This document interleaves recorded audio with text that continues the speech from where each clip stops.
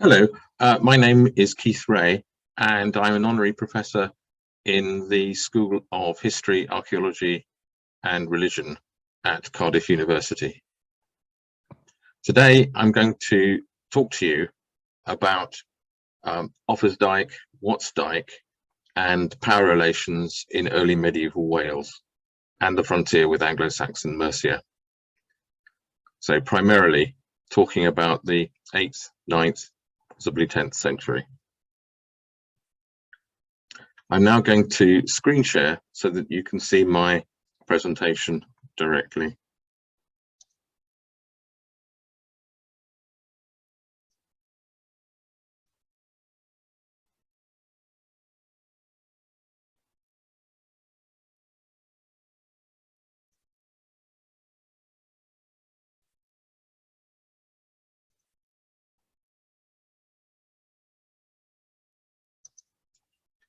So,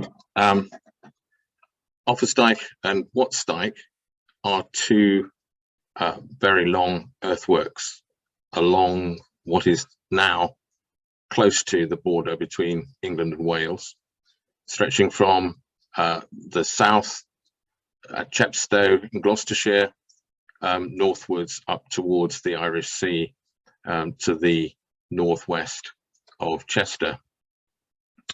And in this image, you can just see in the background the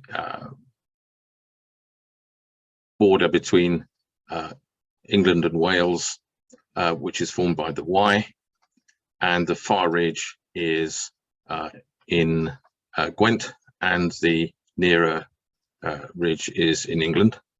And the Dyke stretches across the valley in the foreground, and you can see a village tucked away in the background to the left, and that's Llandogo, and that's on the other side of the River Wye. So the River Wye is at the base of this valley. So this is in the context of wider discussion of power and authority, social and cultural continuity, change and conflict in eastern Wales in the early medieval period. Offa's Dyke's a good starting place because although it was built and probably used actively for a relatively short period of time, it is nonetheless an important factor in the development of the frontier and the history of that part of Wales which directly faces eastwards into England. The existence of other boundary earthworks nearby and along the frontier illustrates that local political control was subject to change, alliances shifted, and so on. And there were no doubt power centres, perhaps forts, police or courts, and what are known as assembly sites. And they probably changed form and shifted location several times across the period that we're talking about in the early medieval centuries. The economy was an important driver of both conflict and change, and minerals extraction and trading, the trade in hunting products, particularly, for instance, hunting dogs, livestock, mostly cattle, and probably less obvious communities such as slaves, all were factors in economic relations east and west across the frontier. And the changes through time which occurred across these centuries means that we may be looking at very different political situations at different times, and I've just plucked out 3 stadial dates to suggest that difference. Mercia was a key factor in the development of political interactions and the development of kingdoms and states in England through from the 7th century right through to the Norman conquest, although obviously absorbed into a wider England dominated by the West Saxons in the later periods.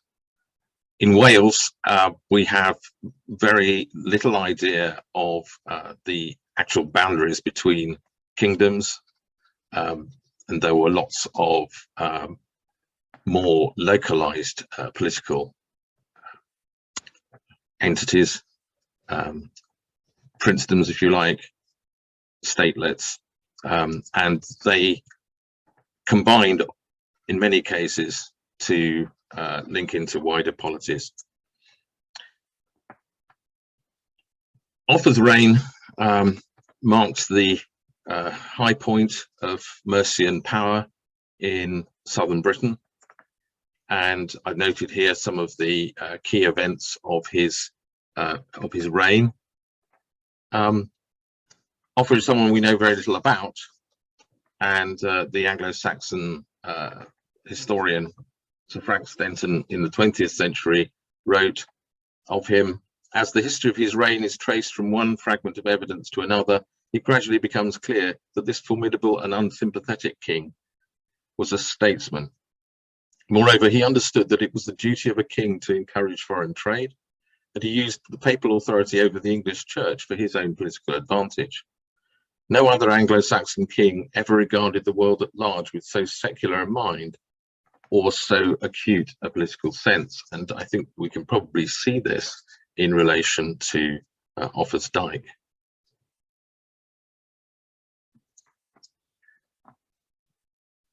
Offa's Dyke obviously makes a huge impression in the landscape. You can see it in the Vale of Montgomery here in the lower right, still making a major visual statement in the landscape today, and where it's very well preserved, as above the Ceiriog, shown in the bottom left here. It's a major structure in its own right, and must have made a huge impression when it was first built. Mercia created a sort of hegemony over the Anglo-Saxon kingdoms and southern Britain more generally, and Offa's Dyke was one way of impressing the extent of their power. So not only directed towards Wales, but also the Anglo-Saxon kingdoms, who, although were existing at some distance from the Dyke, nonetheless must have been aware of the scale of this work being undertaken. Its placement, its features, many of them echoed Roman imperial works, as did its advertised extent from sea to sea, and we'll see that more in a moment. It formed a key element with Watts Dyke in a long frontier zone, often some depth east to west, accommodating both English and British Welsh communities on both sides of the frontier. It didn't occur in a vacuum. It mirrored the creation of marshlands on the continent under Charlemagne, and as such served to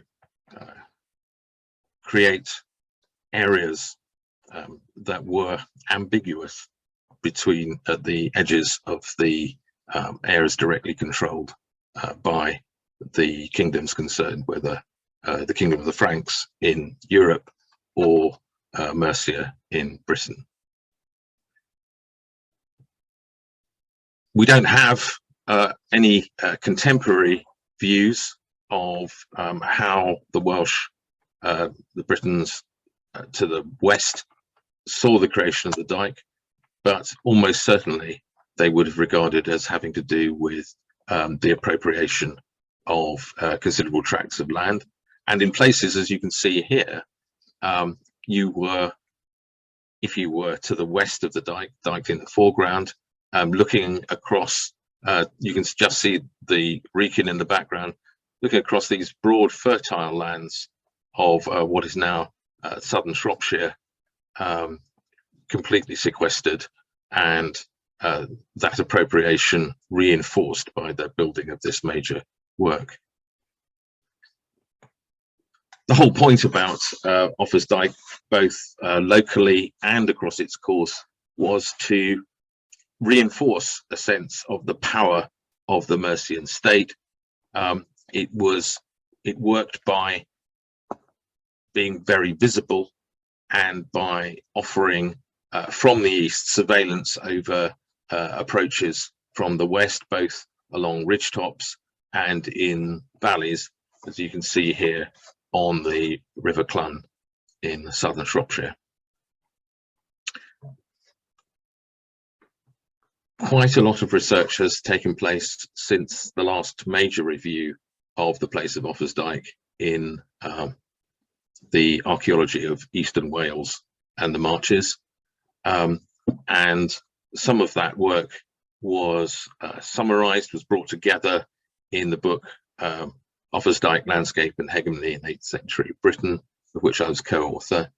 And some of the key points were that Offa's Dyke was a wholly designed work. There was an underlying unity to its placement, including in Gloucestershire in the south, where the earthwork had at one point early this century been proposed not to have been part of Offa's Dyke. We can now see that the features and the siting of Offa's Dyke in the lower Wye Valley were very much in parallel with, very similar to elsewhere, to where the dyke is elsewhere. And it was noted that some key lengths were so elaborated and enlarged that they probably represent areas where the pushback by the Welsh communities to the west was stronger. That work has continued after the publication, and it's a continuing process of re-evaluating, citing the structure of the dyke, features and their extent, and we'll go on to those in a minute.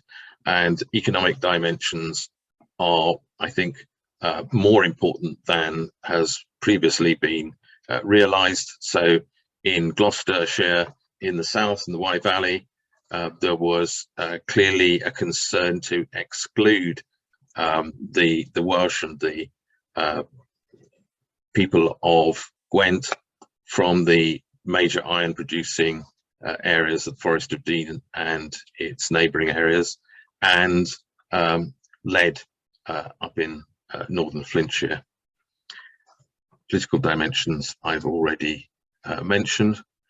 So when we get down to the detail of the dyke, it's becoming clearer, and you can see a number of images on this page which exemplify that. It's becoming clearer that the dyke, rather than just being a sort of dump of soil with possible timber reinforcement, although there's never been any evidence for that, it certainly seems to have been capped off in stone, wherever stone was readily available, and in some places at least fronted with something approximating a rough and perhaps dry stone walling. That's been most obvious in Gloucestershire, but from these photographs you can see that it did continue to be the case elsewhere further north. How the Mercians saw the dyke, was it as a wall similar to Hadrian's Wall? Of course they were aware of the stone lengths, but they may also have been aware of the earthwork lengths of the Roman frontier. And from its siting, from its drama in the landscape, you can see from the comparison of these two photographs that actually there are some similarities. This whole idea of cutting across the landscape, uphill, down dale, almost regardless of what was the situation before the work was put in. The pressure points I mentioned before, one of the most dramatic probably is crossing the Dee Valley here to the west, sorry, to the east of Llangollen. You can see looking westwards up the Dee Valley here, but we're at Rwaben, and already at this point across the valley the earthwork is reaching huge proportions, and then as a means of blocking access down river valleys, the work at Knighton, just to the west of the town.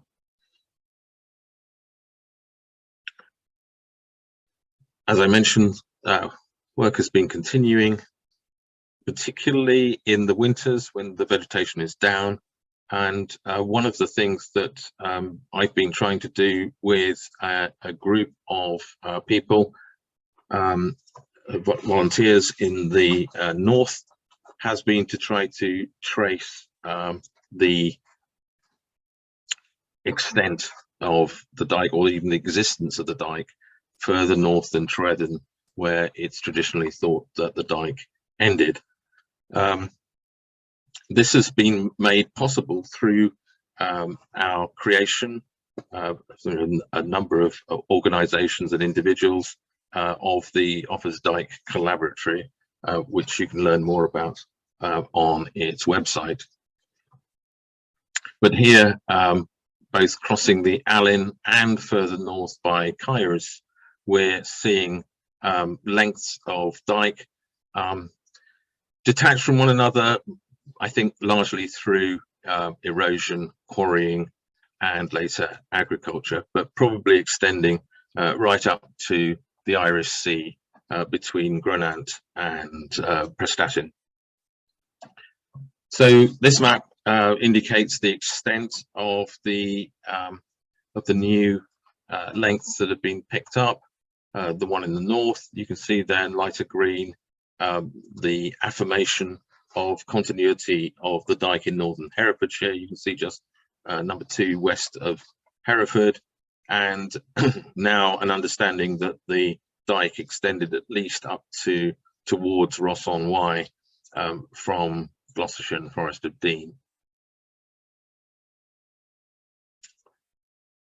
And the other thing about the position of the Dyke in the north is this idea that that Offa's Dyke and Watts Dyke may have been used at some point together, and their geographical proximity and the fact that they run a parallel course creates all kinds of interesting possibilities interpretively as to how the frontier developed and was used, including in respect to trade.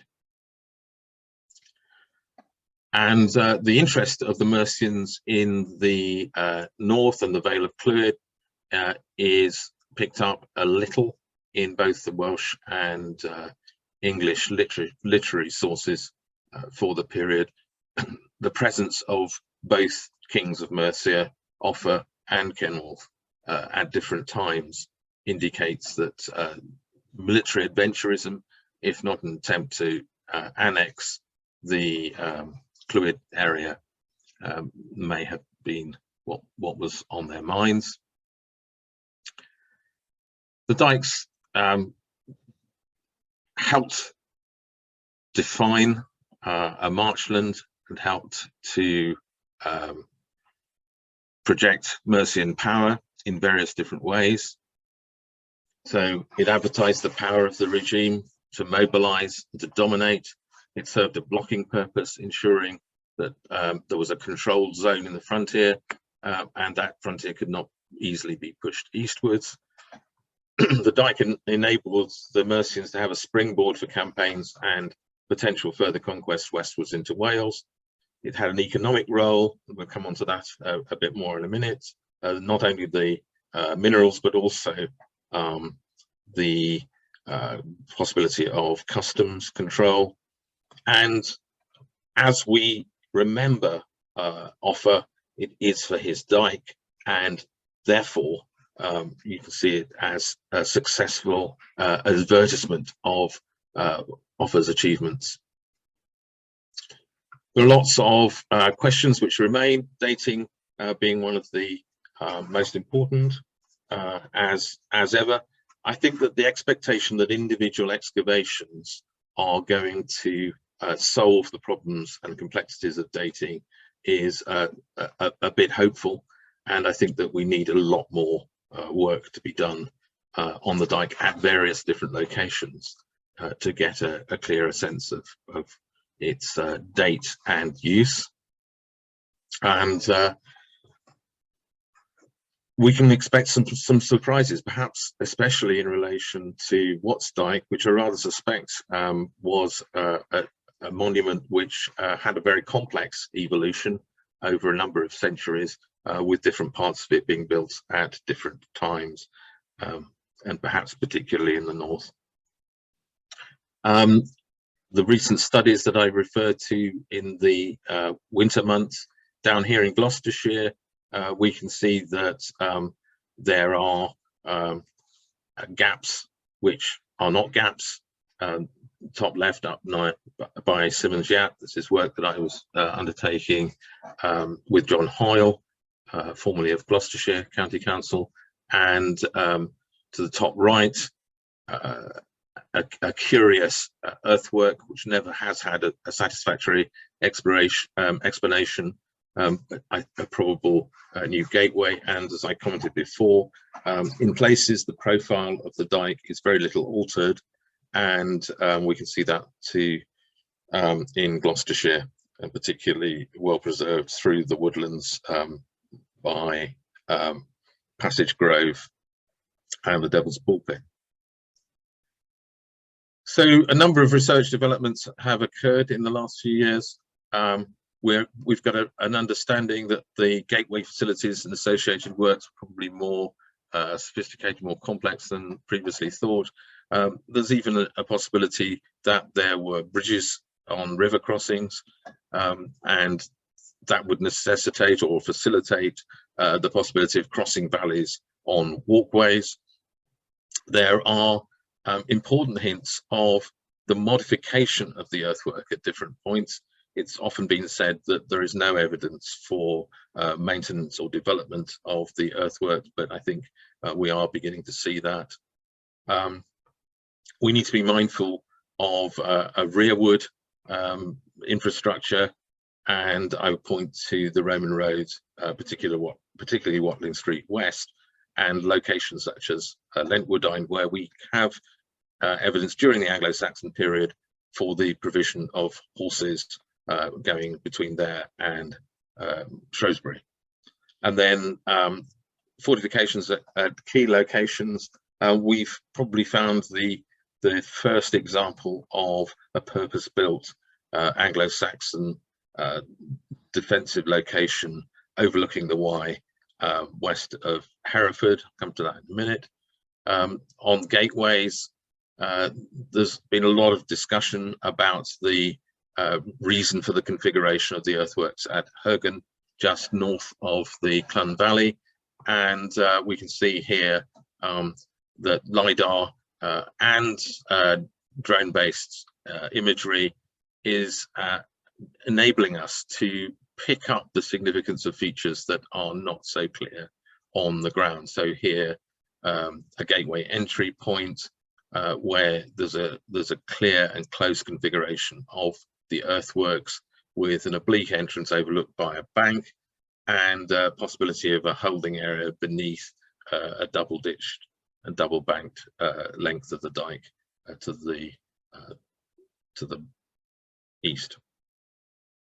Here at Brenton House, excavations that I co-directed with Liam Delaney, an earthen turf bank in the foreground, and a ditch extending over towards where you can see the cars parked and the slope down. So a broad ditch, very much like the Anglo-Saxon ditches around Hereford, and stone fronted, with the stone fronting collapsed, and we have late Saxon pottery, and also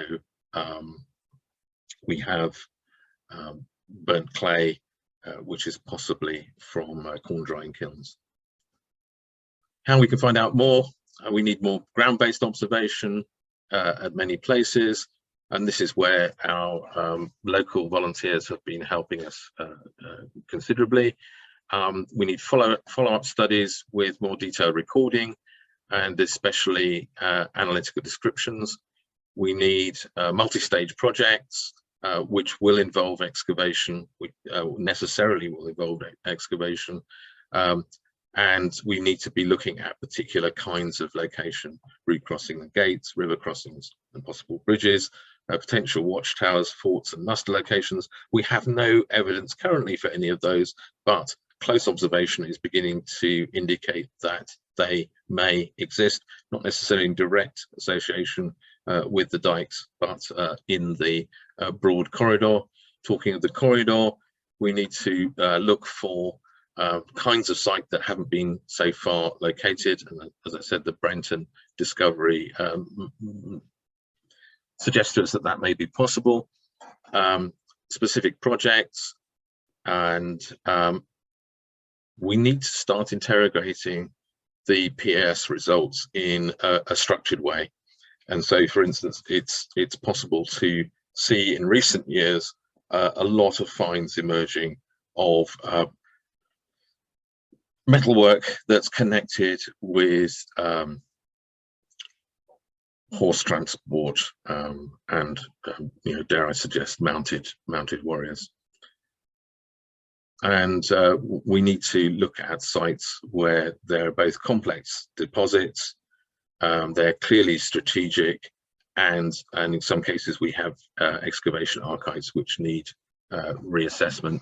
And one of those could fruitfully begin looking at Rhuddlan and these plank-walled houses, which are claimed to be medieval in date because there were concentrations of medieval finds in the soils directly above them, where the floor levels had sunken slightly, but actually they seem to fit better with the sunken feature building shown here to the left, and it looks to me as if the Norman borough defences are the latest feature here, cutting through a surface that pre-existed it.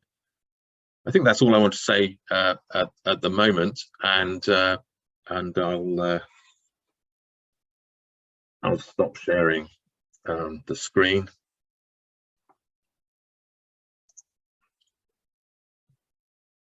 I hope this has been an interesting talk, and thank you for listening and watching.